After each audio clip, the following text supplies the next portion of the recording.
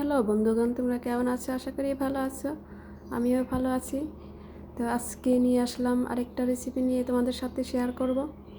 তো এখানে আমি সব কিছু জোগাড় করে নিয়েছি। আজকে কি কি রান্না করব? আজকে রান্না করব খাসির মাংস, তারপরে পুঁই শাক, পাঙ্গাস মাছের মাথা দিয়ে পুঁই শাক রান্না করব, ডাল রান্না করব, তারপর বুট রান্না করব। আজকে আমরাও ইফতারি করব, তো সব আয়োজন করে নিয়েছি। এখানে বেগুনি ভাজবো, আলু চপ করবো, সবই করব। তো এখানে এই যে খাসির মাংস ধুয়ে নিয়েছি ভালোভাবে, আদা রসুন সব কিছুই জোগাড় করে নিয়েছি। আজকে রান্নাটা দেখাবো মূলত এই শাক রান্নাটা। তো এইভাবে রান্না করলে আমার কাছে ভীষণ ভালো লাগে। তো এর জন্যই তোমাদের সাথে শেয়ার করব যে কিভাবে রান্না করব আমি। তো এখানে আমি আলু আর ডাঁটা নিয়েছি, ওটা একটু সিদ্ধ করে নিয়েছি। এখন শাকগুলো দিয়ে দিয়েছি, একটু লবণও দিয়েছি যাতে কালারটা সুন্দর থাকে, শাকের কালারটা যেন নষ্ট না হয়। তো বেশি সিদ্ধ করবো না, হালকা একটু সিদ্ধ করব।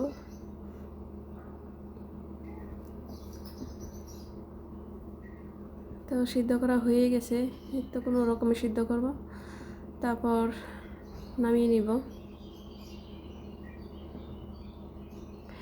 এইভাবে রান্না করে অনেক আছে যে চিংড়ি মাছ দিয়ে বা অন্য কোনো মাছের মাথা দিয়ে।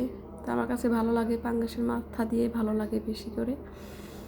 আর এটা চিংড়ি মাছ দিয়েও ভালো লাগবে। চিংড়ি মাছ দিয়ে আর কি একটু অন্যভাবে রান্না করতে হবে, পেঁয়াজ দিয়ে। আমি এটা পেঁয়াজ দিব না। তো এখানে পেঁয়াজ ছাড়া রান্না করবো আমি। দেখো কিভাবে, এখানে মাছগুলো আমি একটু ভেজে নেব। মাছগুলোই ভেজে তারপরে আমি এখানে সম্বার দিব ছোটো সস, আদা, শুকনো মরিচ, আর কিছু দেব না।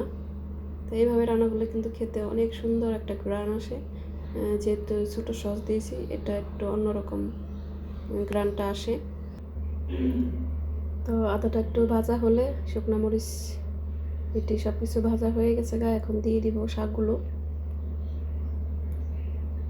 আর শাকটা অনেক ভালো ছিল, একদম সুন্দর নরম হয়ে গেছে তাড়াতাড়ি।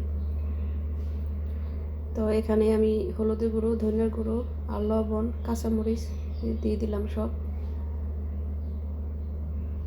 তো মশলা একটু কম দিতেই হবে, বেশি দিয়ে দেওয়া লাগবে না, অল্প হলেই হবে যেহেতু শাক। তো এখানে চিংড়ি মাছ দিয়ে খেলে কিন্তু অনেক ভালো লাগবে। চিংড়ি মাছ দিয়েও খেতে পারো যারা এই মাছ খাও না। তো এখন আমি লাস্টে একটু জিরার গুঁড়ো দিয়ে নামিয়ে ফেলবো, আর কিছু লাগবে না। এভাবে রান্না করে খেয়ে দেখো, খুবই খুবই মজা হয়। আমার কাছে তো ভীষণ ভালো লাগে এই রান্নাটা, আর সবাই পছন্দও করে। তো যদি রান্নাটা ভালো লাগে তাহলে অবশ্যই একটা লাইক, কমেন্টস আর চ্যানেলটা সাবস্ক্রাইব করে দিবে।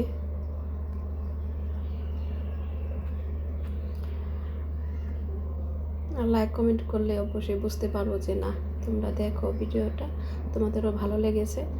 তো আরও নতুন নতুন ভিডিও, সুন্দর সুন্দর রেসিপি পাবে। তো তোমরা ভালো থেকো, সুস্থ থেকো।